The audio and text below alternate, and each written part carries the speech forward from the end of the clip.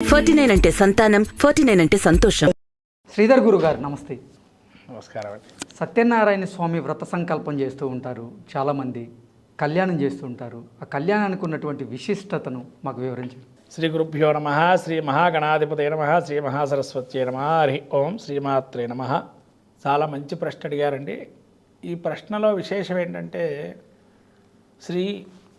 మనం సత్యనారాయణ స్వామి అని అంటున్నాం, కానీ స్వామికి అతిపెద్ద పేరు ఉంది.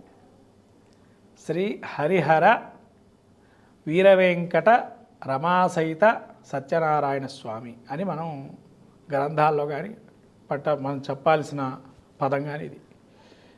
సత్యనారాయణ స్వామి వ్రతం అంటే సత్యనారాయణ స్వామి వ్రతం లేదా రమాసహిత సత్యనారాయణ స్వామి వ్రతం పూజా కార్యక్రమంలో చేస్తుంటాం. ఈ రమాసహిత సత్యనారాయణ స్వామి యొక్క విశేషం ఏంటంటే, ఈ స్వామివారి యొక్క విశేషము త్రిమూర్తి ఆరాధనకి ఉన్నటువంటి విలువని చెప్తున్నారు. త్రిమూర్తులు అంటే బ్రహ్మ, విష్ణు, మహేశ్వరులు. వీళ్ళు ముగ్గురు లేకపోతే సృష్టిలోని కొన్ని చాలా వరకు ఆగిపోతాయి. ఎందుకంటే సృష్టికర్త బ్రహ్మ లేకపోతే సృష్టి రాయలేము. ఏది జరుగుతుందో రాబోయేదానికి ఏది చేయలేము. విష్ణుమూర్తి స్థితికారకుడు, స్థితిని చేసేవాడు ఆయనే. లయకారకుడు శివుడు. సృష్టి స్థితి లయకారకులు లేనిది ఏ పని ముందరకెళ్ళదు. కాబట్టి సృష్టి స్థితి లయకారకులైనటువంటి ముగ్గురు కలిపినటువంటి అవతారంలో ఈ యొక్క వీర వెంకట సత్యనారాయణ స్వామి యొక్క స్వరూపము మీకు ఇక్కడ ఎక్కడ దొరుకుతుందండి? ఈ సత్యనారాయణ స్వామి దగ్గర మనం వెళ్ళినప్పుడు సత్యనారాయణ స్వామి, విష్ణుమూర్తి ఒక్కడే ఉంటారు కదా గుళ్ళో వెళ్తే. అంటే మీరు ఆ ఫోటో కనుక అక్కడ చూసినట్టయితే, అక్కడ ఉన్న విగ్రహాలు, స్వామివారి యొక్క విగ్రహాలు చూసినట్టయితే, స్వామివారు కృతయుగంలోనే వెలిసి ఉన్నారని చెప్పి మనకు కథనాలు ఉన్నాయి. కృతయుగం నుంచి స్వామివారు అక్కడే సత్యనారాయణ స్వామి ఒక అన్నవరక్షేత్రంలో వెలిసున్నారని. ఏ విధంగా వెలుసున్నారు అని అంటే, యంత్రస్థితి, మంత్రము, తంత్రము, యంత్రము అని మూడు ఉన్నాయి మనకి. అంటే మూడిని కొలవడానికి ఉన్న అంశం ఏంటంటే, ఇందులో యంత్ర ప్రస్తారణము అంటే యంత్రము లేనిది.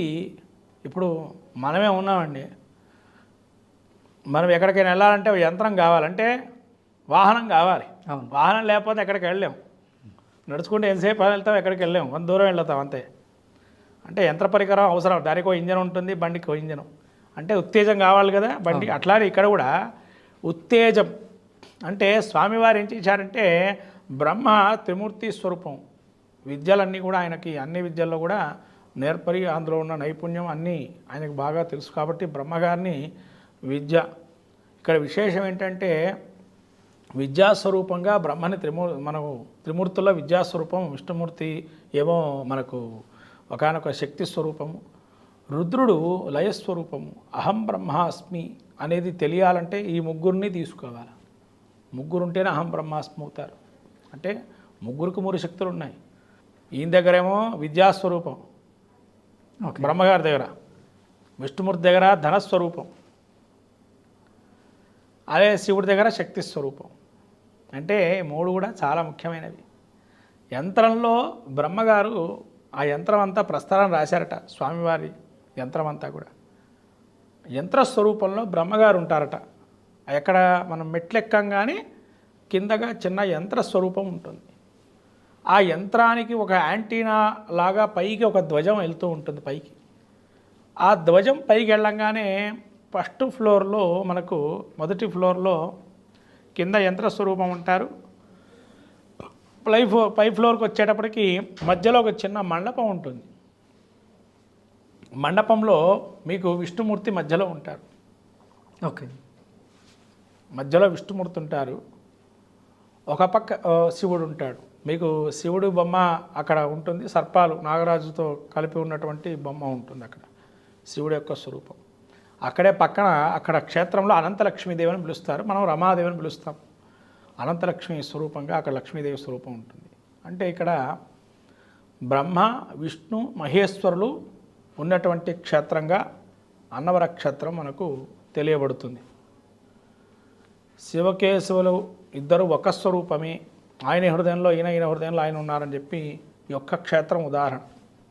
మనకు క్షేత్రాల్లో ఈశ్వరుడు విష్ణుమూర్తి ఏకక్షేత్రంలో ఉండడం తక్కువగా చూస్తాం, అరుదుగా. మూలమూర్తులు స్వయంభూగా వెలిసినటువంటి క్షేత్రాలకు వెళ్ళినట్టయితే ఇక్కడ మాత్రం స్వయంభూగా స్వామివారు వెలిశారు కాబట్టి విష్ణుమూర్తి అను రుద్రుడు ఇద్దరు కూడా ఒకటే స్వరూపంలో స్వయంభూగా వెలిసినటువంటి క్షేత్రం ఇది. కాబట్టి ఈ సత్యనారాయణ స్వామి యొక్క వ్రతం యొక్క విశేషం ఏంటంటే కలియుగంలో ప్రతి ఒక్కరికి కష్టాలు అనేవి సహజంగా ఉంటాయి. అష్ట కష్టాలు అనేవి మీరు పేరునే ఉంటారు. అవును, అష్ట కష్టాల పాలవుతారు అలాంటి పనులు చేస్తే అని. చాలా అష్ట కష్టాలు అనేవి ఉంటాయి కాబట్టి ఈ కష్టము నుంచి కూడా ప్రతి కష్టం నుంచి బయటపడాలంటే మనకు వ్రతంలో కూడా రాస్తున్నారు. నానా క్లేశధరో భూత్వా అంటే నానా క్లేశములు అనేకమైన దుఃఖముల నుంచి కూడా, దుఃఖములు అంటే ఎన్ని రకాలు ఉంటాయండి, కోర్టు కేసులు కావచ్చు, లేకపోతే మళ్ళీ సంతానం గురించి కావచ్చు, వివాహం కోసం కావచ్చు, ఉద్యోగం కోసం కావచ్చు, ఇంకా అనేక రకాలైనటువంటివి ఉన్నాయి. ప్రతి మానవుడికి ఏదో ఒక కోరిక అనేటువంటి సహజంగా ఉంటూ ఉంటుంది. ఈ కోరికలన్నీ మరి అందరికీ సింపుల్గా జరగాలి, కానీ యజ్ఞాగాలు చేయడం కొంతమంది శక్తి ఉండదు, కొంతమంది శక్తి ఉండదు.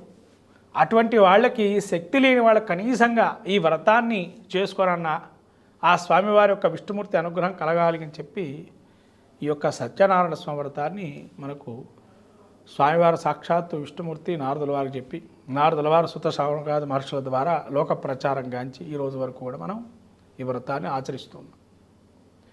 ఈ వ్రతం ఆచరించడంలో ఒక విశేషాంశాలు ముఖ్యం ఏంటంటే వైశాఖ మాసంలో విష్ణుమూర్తి ఆరాధన చాలా విశేషమైంది. ఎందుకంటే వైశాఖ మాసంలో విష్ణుమూర్తిని ఆరాధన చేయటం, ఎక్కువ వ్రతాలు కార్తీకలో చేస్తుంటారు కదా అని మీకు ఒక ప్రశ్న రావచ్చు. మీకు అక్కడ ఏం చెప్పారు మరి వ్రతంలో అంటే వైశాఖం, కార్తీకం, మాఘమాసం ఈ 3 మాసాలు చాలా ప్రశస్తమైనవి అన్నారు వ్రతానికి.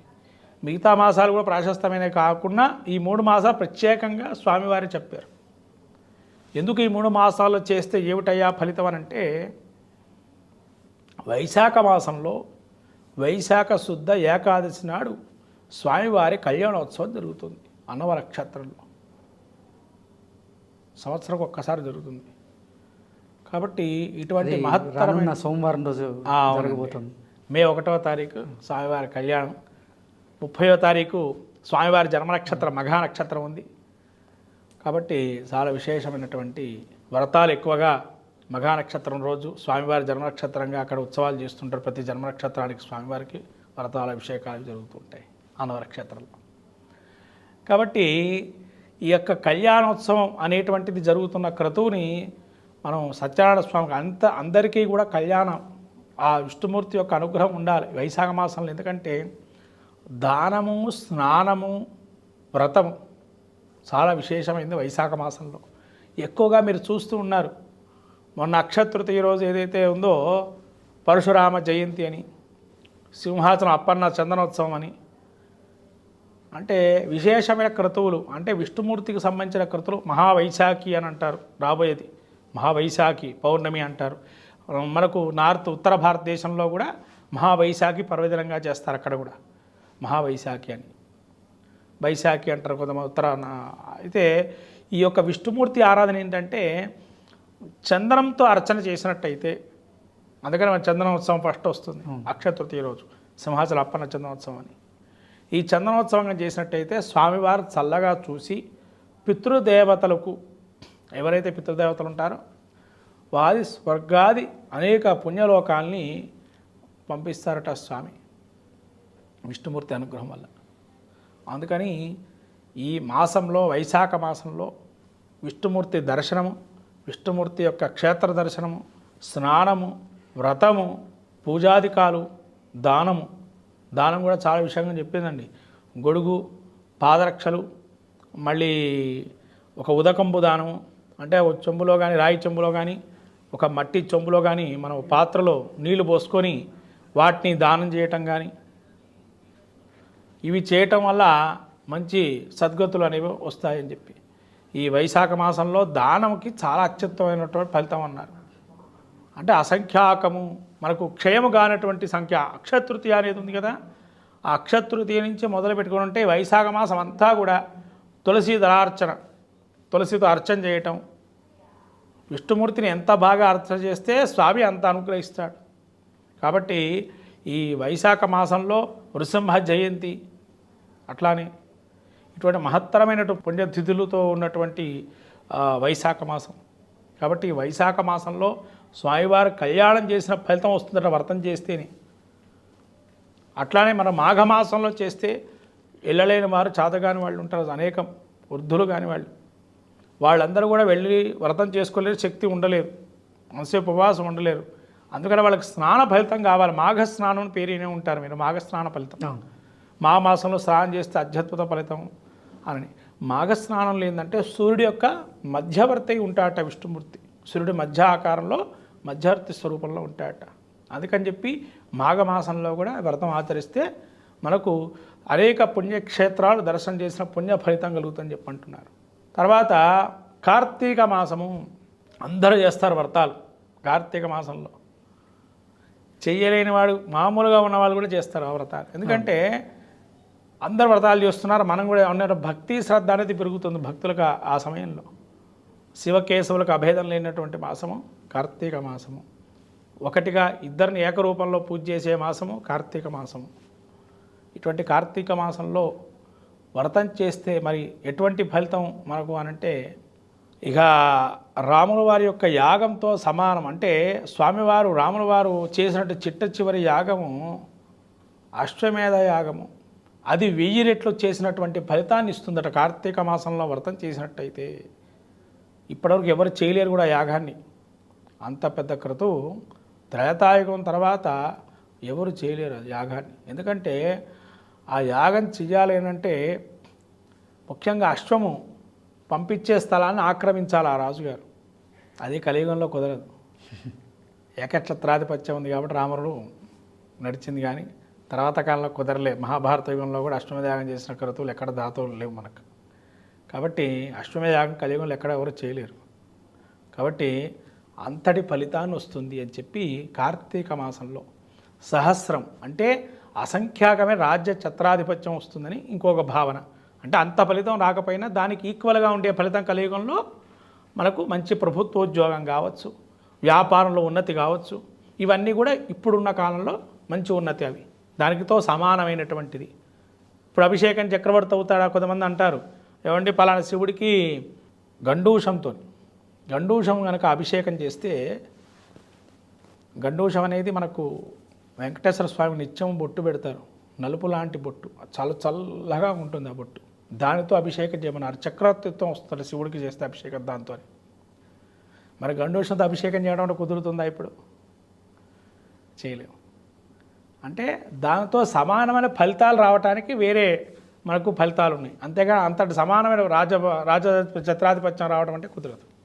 కాబట్టి ఈ వైశాఖ మాసంలో స్వామివారి కళ్యాణం మనం ప్రత్యేకంగా కూడా వెళ్ళి, స్వామివారి కళ్యాణం ఎప్పుడు మనం చేయం కాబట్టి మన చుట్టుపక్కల ఎక్కడ దేవాలయాలు తక్కువగా ఉంటాయి, అక్కడ కళ్యాణం మన వైష్ణవ సాంప్రదాయం శైవ సాంప్రదాయం కలిపి చేస్తారు. అటువంటి మహత్తర క్షేత్రం అన్నవర క్షేత్రం పాపా నదీ తీరంలో ఉన్నది. విశేషం ఏంటంటే స్వయంగా భద్రాచల రాముడే క్షేత్రపాలకుడుగా వ్యవహరిస్తారు ఆ క్షేత్రానికి. ఇప్పటికీ కూడా మీరు అన్నవర క్షేత్రం మెట్లెక్కంగానే ముఖ్యంగా మనకు రామచంద్రుడు ఉంటాడు పైన. నిత్యం సుందరాకాండ మహారామాయణము పారాయణ జరుగుతుంటే ఆ క్షేత్రంలో రాముల వారి యొక్క ఎదుర. అందుకని భద్రాచలం నుంచి రాముడు నిత్య కైంకర్యాలు చూస్తుంటాట భద్రాచలం. అందుకనే భద్రాచలం కొండ ఎత్తుగా ఉంటుంది, రత్నాచలం ఎత్తు దిగువగా కిందగా ఉంటుంది.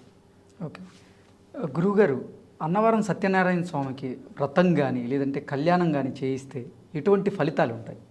చెప్పారు కదా, కళ్యాణం అనే ఫలితాన్ని చూసినట్టయితే ఇప్పుడు నిత్యంగా వివాహితులకు వివాహం కాకపోతే కూడా కళ్యాణం చేసుకుంటే మంచి ఫలితాలు వస్తాయి, వివాహం కావడానికి అవకాశం ఎక్కువగా ఉంటుంది.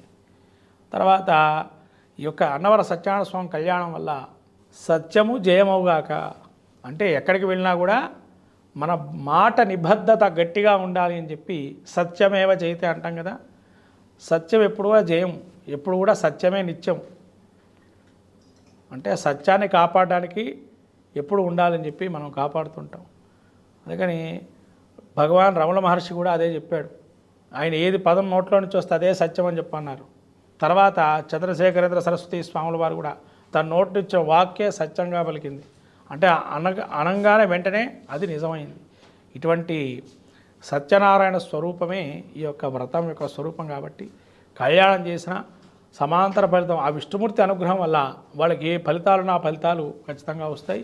ద్రావిడ దేశంలో ముఖ్యంగా ద్రావిడ దేశంలో మనకి ద్రావిడ దేశం అంటాం దాన్ని అక్కడ పూర్వం అయితే ద్రావిడ దేశం అనేవాళ్ళు, ఇప్పుడు అంతా కలిసి ఉంది కాబట్టి విడివిడిగా దేనికి దానికి కాబట్టి అక్కడ చాలా వరకు బ్రహ్మ విష్ణు మహేశ్వరులను ఏకరూపంలో పూజ చేస్తారు కాబట్టి మంచి ఫలితం అది.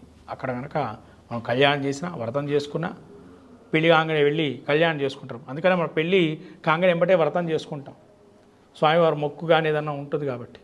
అందుకని కళ్యాణం ఫలితం అనేటువంటిది అసంఖ్యాకం. మన భక్తి శ్రద్ధతో చేసుకునేదే కళ్యాణ మహత్యం కాబట్టి భక్తిగా స్వామిని ధ్యానం చేయండి, నమస్కారం చేసుకోండి. ఓకే గురువు గారు, సత్యనారాయణ స్వామి వారి సంకల్పం చేస్తే ఎటువంటి ప్రయోజనాలు ఉంటాయి, ఎటువంటి ఫలితాలు వస్తాయి అనే అంశాల గురించి చాలా చక్కగా వివరించారు. ధన్యవాదాలు. నమస్కారం.